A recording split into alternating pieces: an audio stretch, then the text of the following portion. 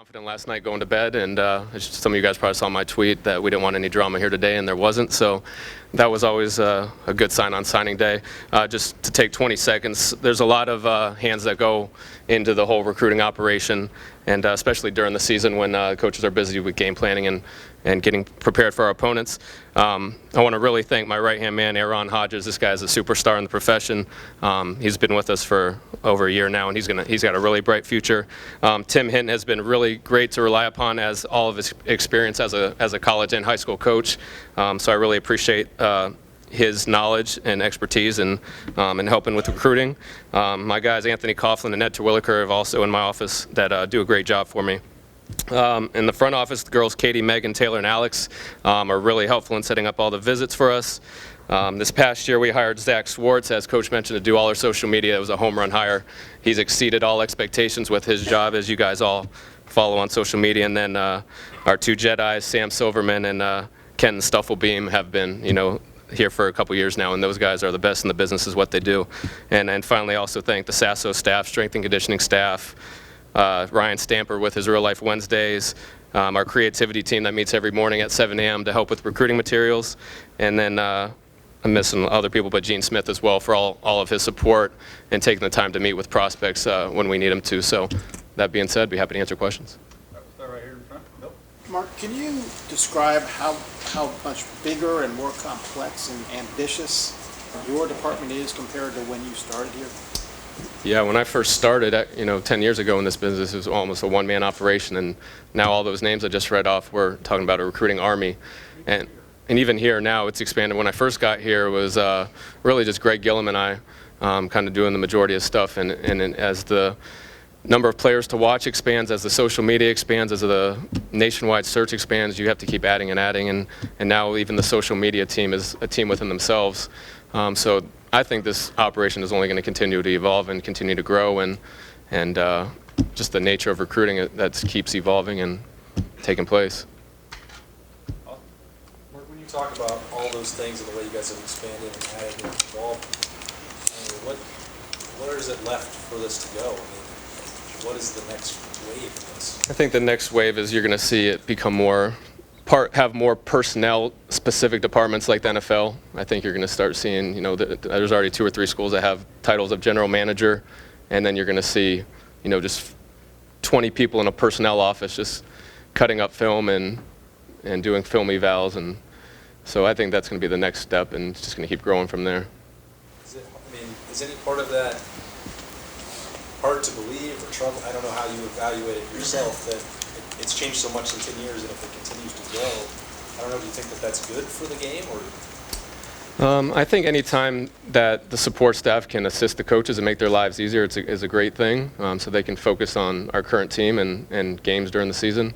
But at some point, when is it going to become too big? There's going to be places like Ohio State that can afford to have these massive armies, and other schools may not. So. But I think it is helpful, the larger our staff is, the more information we can find out about kids and do the research and, be well equipped in helping our coaches make, informed decisions. Mark, I would imagine when you got to Ohio State, you had a vision for what you wanted Ohio State recruiting to look like. Today's class with all the 5 stars, relatively little drama. How close is this class to that vision? In the perfect world, it looks great on paper. For any class, I think you really don't know until 3 years from now. The 2013 class, if we're standing up here today, we didn't know Zeke Elliott was Zeke Elliott and Darren Lee would be Darren Lee. And so, on paper, you're most proud and confident of the type of kids they are and the families they come from, that they're going to be successful because of that. So in that case, we feel outstanding for the type of kids we've signed and how talented they are on film, that we expect them to come in ready to play. Is it too simple to say that the national title 2 years ago and the NFL draft a year ago, I would imagine those were kind of the 2 pillars of what you saw? Yeah, that's exactly right. Where, in my opinion, that, starting with the national championship and then, almost a year ago in April at the NFL draft, seeing all those guys walk across stage has really lifted our platform, probably on a more national level, to be able to open these kids' eyes a little bit more to Ohio State. Middle, Brian? Just a tremendous amount of this class, starting with Sean, obviously, back in the title game, has been committed, for more than a year, upwards of 18 months. And a lot of those guys, they wasn't just like guys like Josh Myers as out-of-state guys too. What type of work goes into keeping that many guys committed for that long when they're that type of caliber of prospect and you've got all these other schools to know who to target, you know, in trying to get them to flip? Just what was that process like for you? Yeah, anytime a kid commits, you almost have to keep reminding yourself to recruit them as they're not committed, because you always want to make sure you're showing love, because you know the other schools aren't backing off. So, you know, sometimes I know if we lose out on a kid, it may make us start recruiting him harder, you know, even though he commits to another school. And so we have to remind ourselves that just because someone's committed, we really got to treat and, you know, show the love that they deserve.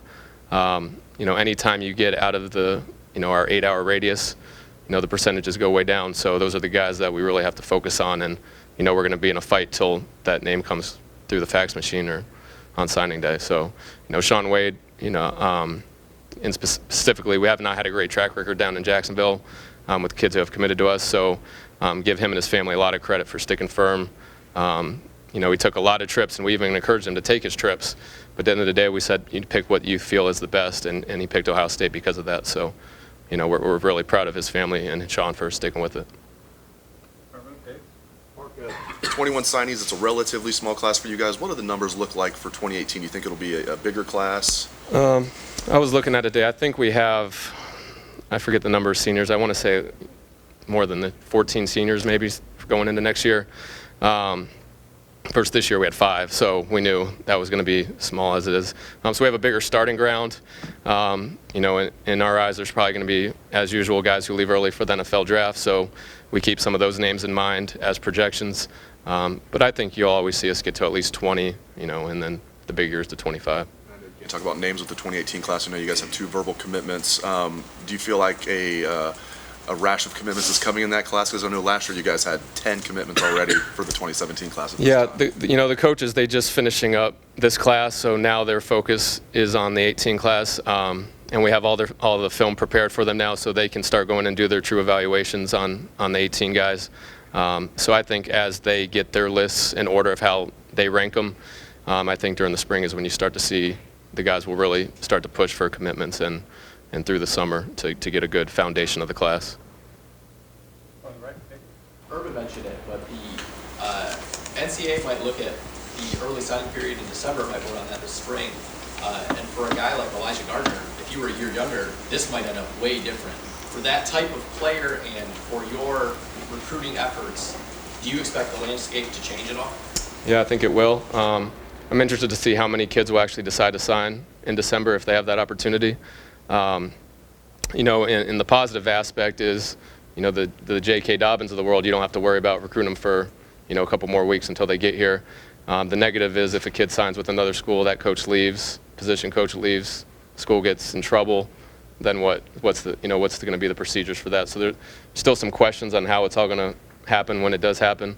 So it will affect the landscape and affect how timing of official visits when we want to bring them in. You know, because we may try to get kids in that very last weekend now, before that signing date, you know, be the last visit on their mind. So that's things we got to keep in mind and consider. And if it's December, you're still preparing for bowl games at this point. Absolutely. How do you mitigate your timing?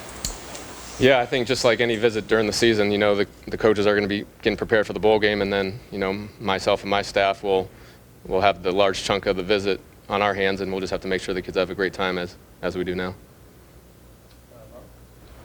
With 15 guys leaving early for the NFL in the last 2 years, has that put more pressure on you to get guys who can play right away? Yeah, you know, every year we expect guys to be on that track to leave early, and so there's some pressure to make sure when you lose a Darren Lee, you better bring in someone just as good or the team's not as good. So you always have to try to equate the talent that you lose with what you bring in, and then every year there may be 1 or 2 guys that leave that you're not projecting to leave. So in that case, kind of where we're wide receivers this year, we weren't sure on a couple guys what caused that last second scramble with, you know, Elijah Gardner. You know, but we always want to have a pair and a spare ready, you know, for the worst case scenarios, to where it's not just try to quickly find someone at the last second, but we have some list of guys ready just in case something were to go down. Has anything changed though in that regard over the last couple of years? I don't think so. I mean, since day one, we always want to recruit guys that not only are great kids who want to do great things after football, but who want to play in the NFL. And so those are the kids we're looking for from day one, and we're going to continue to do that. I know they came in very late in the process, but did the coaching staff changes have any impact on your recruiting in terms of, you had to transition a little bit. Sure. And I'm sure they've had different territories and whatnot. Sure. But you guys made it seem seamless. Yeah, Tim Beck, give him a lot of credit. He did an outstanding job in the state of Texas with Barron and Jeffrey, and even with Sean Wade in Jacksonville. So when you're very familiar with the prospect and their families, and you have a change like that, you always want to make sure that you're on top of things, and the position coach can jump right in there. And the great thing that Tim did and Luke did, they were always very upfront and honest with these kids and their families. There was no deception, no hiding.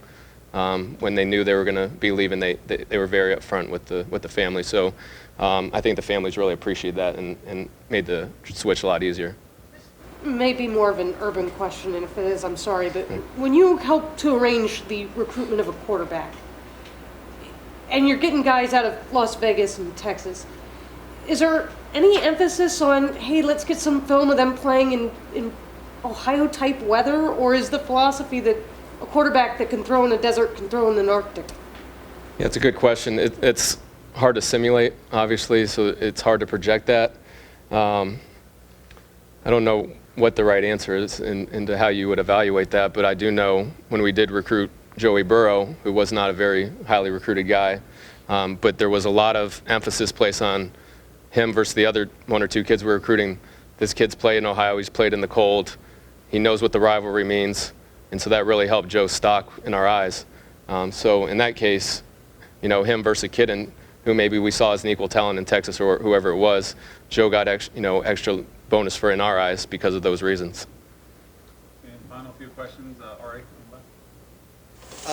So when you guys are putting together a class, you guys have 7 out of 21 commits from Ohio. In your mind, you guys have the best class in the history of the program maybe right now, but do you think there's enough Ohio in there? No, it wasn't. Not enough Ohio.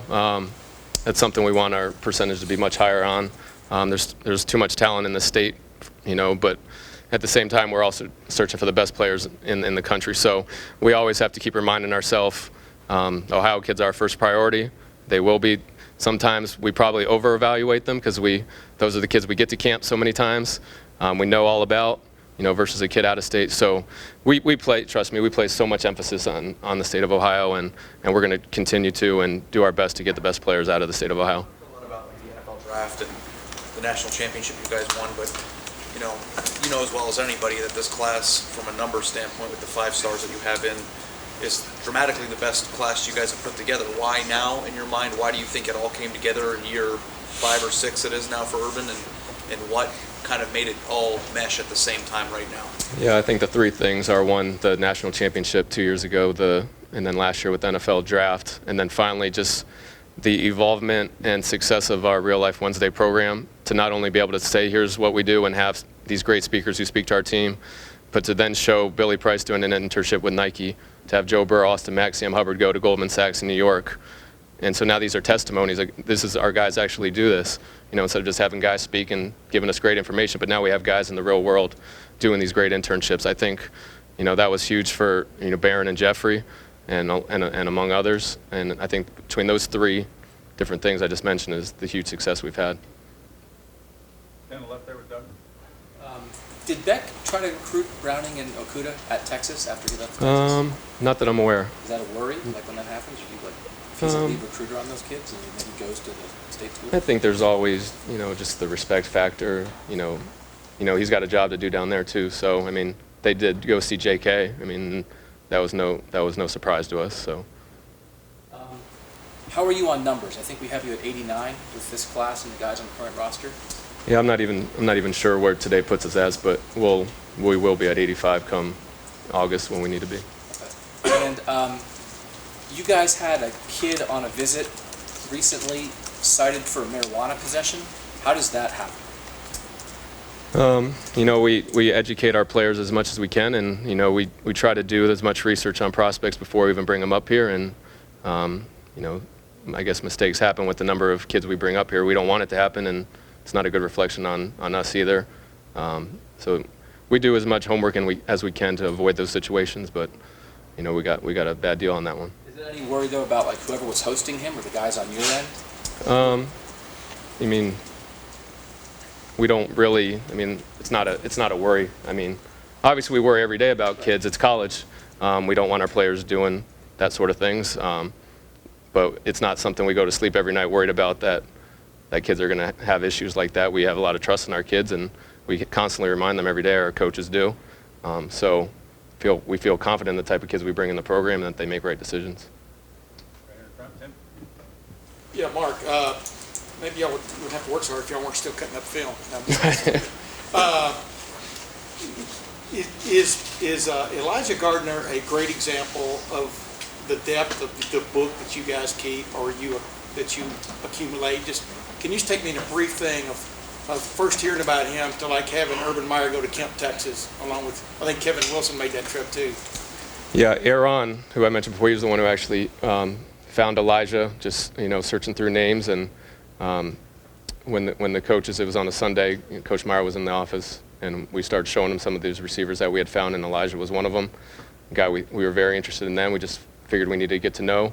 So Kevin was down the first week to go see him with Zach Smith, and they liked his physical appearance, got great feedback from the high school coach.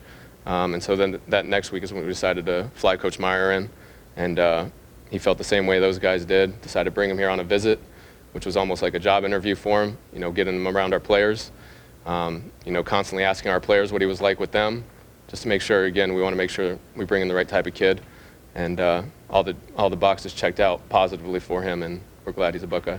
Doug just asked you about an incident that happened on a recruiting trip here, but I'm just wondering how much of a scramble, as you look back on it now, was it to get that third receiver, if that's what you want to call it, in this class? I mean, because y'all went through almost a Rolodex of names until you found Elijah. And of course, I guess the jury's out on him for a couple of years. You see how he develops. But how much of a scramble was that to get that third receiver? And how much of a need was that to get that third receiver?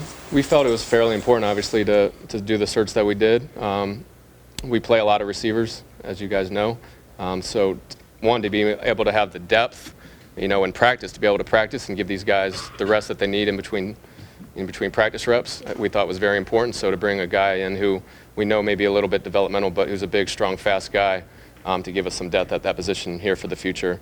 Like a guy like Ben Victor did last year, we knew he was a guy who needed to be developed, but he came on a lot faster than we thought. Did you ever believe that Real Life Wednesdays, when it was first introduced, and you guys kind of started, that it would become a major factor in your recruiting?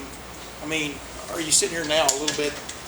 Yeah, I'd say a little bit. Yeah. The impact it's had on, I think, not only on recruiting, but our players themselves, and that the fact that these guys are now more interested in doing more research on different fields of area, knowing that Coach Meyer is going to help them get to that point, I think has been a huge success. And last one right there in the middle, Bill. Coach, you mentioned that this whole process is starting to feel like the NFL a little bit. So what lessons are you taking, learning from their personnel people on how they handle free agency, the NFL draft? Is it similar? Is it different? It's probably just a little bit similar in just the traits and in their mindset of how they draft people, as far as film evaluation, character, their critical factors they look for at each position, more so on that end than, free agency and trades and salary caps and that sort of thing. So, there's certain NFL people that I know that I talk to that I trust and ask them what they look for, and so we'll continue to build, when you have successful people, you want to get advice from them, and that's kind of the way we look at it. All right, thanks, Mark. Appreciate it. Thank you.